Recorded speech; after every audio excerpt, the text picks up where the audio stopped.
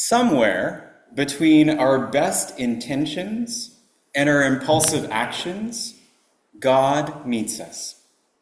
God walks with us as we struggle to live out our best intentions. Our themes, artwork, prayers, and poetry today and throughout Lent come from this beautiful Lenten resource I'd mentioned titled Everything in Between, which many in our district and many other Christians in North America are praying this year. I really do like the call to worship we are given today, which says, if you have days when you feel a little bit lost and a little bit found, then you're in the right place. If you have days when you are desperate for rest and eager to grow, then you are in the right place. If you have days when your prayers could be both shouts and silence, then you are in the right place.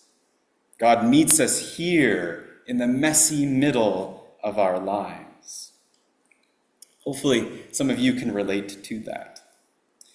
Sometimes this is all we can do, pray and hope that God meets us in the messy middle of our lives. Between winter and spring, we've been living it this week, when our cars and shoes are muddy, when the melting snow and ice reveal the sand and gravel and trash. God meets us in the messy middle of our lives, between loneliness and being surrounded by loved ones. Between closing churches for good and reimagining new beginnings. Between saying farewell to loved ones who've died and welcoming newborns into this life. God meets us in the messy middle of our lives. In today's gospel, we hear Jesus walking right through Samaria. Many Jews from the north would simply have traveled around rather than to walk right through the land of their half-blood siblings whose Jewish beliefs and practices have been tainted by foreign influences for generations. But Jesus walks right through the heart of it. His disciples are enraged that Samaritans reject Jesus, and they ask him if they can, quote, command fire to come down from heaven and consume them. That's pretty intense, isn't it? To call down fire to consume people who reject Jesus. But Jesus rebukes his own disciples. Jesus needs disciples who are willing to be rejected and persecuted, and who embody hope and compassion and peace along the way. Jesus doesn't need disciples who judge, condemn, and punish others. Jesus needs disciples who embody their best intentions and aren't impulsive. As you know, I had the privilege of spending 2 magnificent weeks in the Bahamas on a friend's 40-foot catamaran.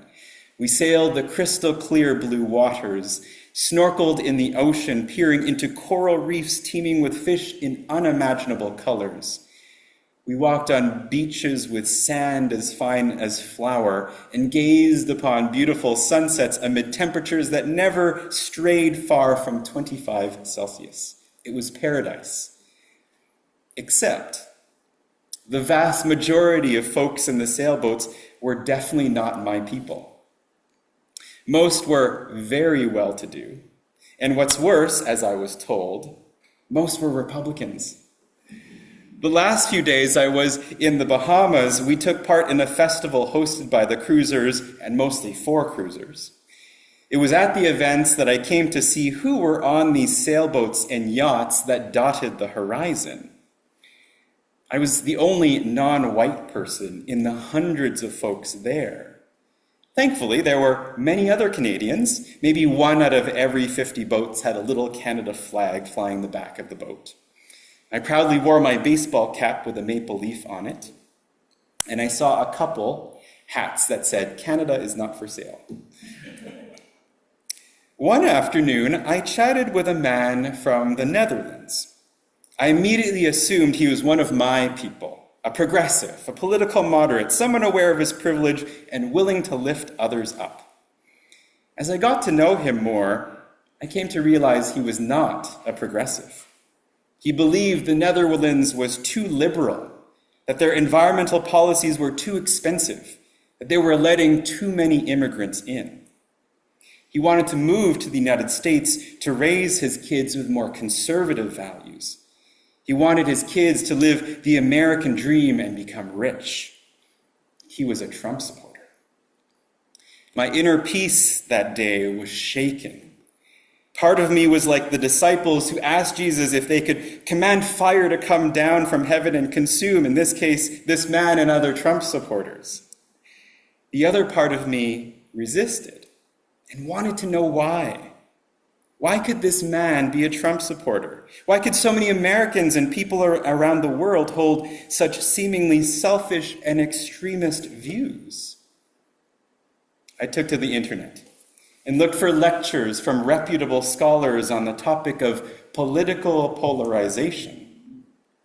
One psychologist recognized that the United States has never been this politically divided before.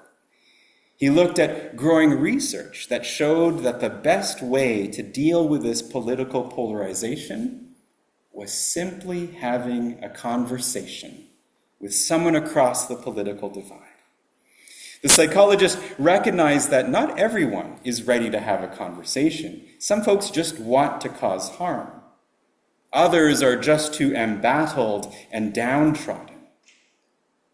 But those of us who are stable, a growing amount of research shows that simply engaging in honest, vulnerable, and open-minded dialogue and conversation does a lot to tear down walls. The psychologist noted, however, that even those of us that are stable enough to engage in conversation still don't want to. And the number one reason for that is that we fear not being genuinely listened to. I thought about that, and I said to myself, why did I not share? And part of that was I was afraid. And so if we are to break down walls through conversation and dialogue, there's some important tips that he mentioned. Number one, don't be in a bad mood. Number two, be open to learning and discovering, especially because it helps the other person feel that they're being listened to. And finally, if you do engage in conversation, try to see things from another person's perspective. And if that's too hard, try to think of a situation in which you felt the same thing. The psychologist argued that depolarizing society is not simply about changing minds, but about showing people that they are reasonable and that they are open-minded people and that there are open-minded people on the other side of the issue too. Thankfully, that afternoon I wasn't impulsive and didn't get into a heated debate with a man from the Netherlands. I honestly did try to see things from his perspective. I tried to understand his worries about a rapidly changing world, a world he was trying to protect his children from. I didn't even get a chance to share my story. I didn't have the courage to. I was too afraid that he'd reject me. I was too afraid that he'd write me off. It was my best intention to, but I just couldn't. And yet, today's theme teaches us that it's in that messy middle that Jesus walks. That night, I heard from Jesus, at least my conscience. I felt the guilt of not being able to speak my honesty and courageously and be vulnerable to him. I lacked the faith that God would be there in my truth-telling. Lent is that brave time for us to find and follow Jesus, who walks in the messy middle of our lives.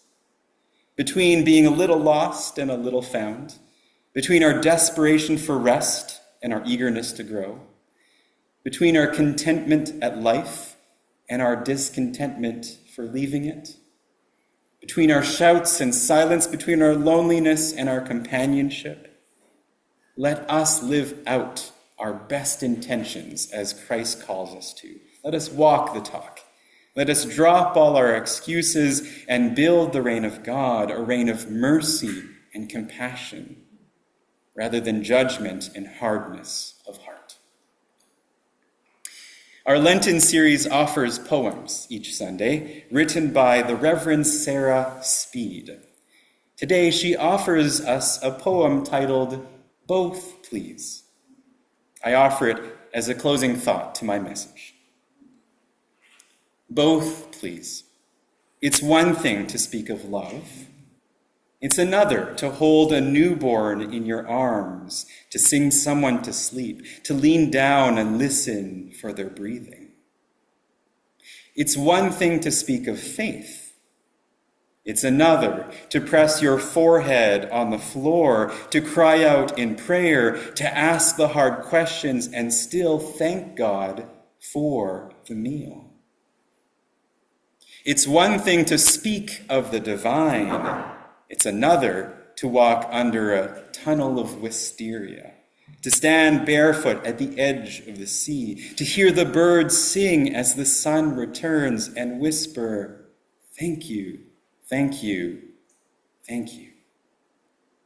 It's one thing and another, so I pray, give me both, please. Show me both, please. As usual, I invite you into a few moments of silence, listening to the Holy Spirit stir in your body, heart, and mind. However, I would like to open the floor after about a minute of silence to see and hear if the Holy Spirit would stir any of you to share something.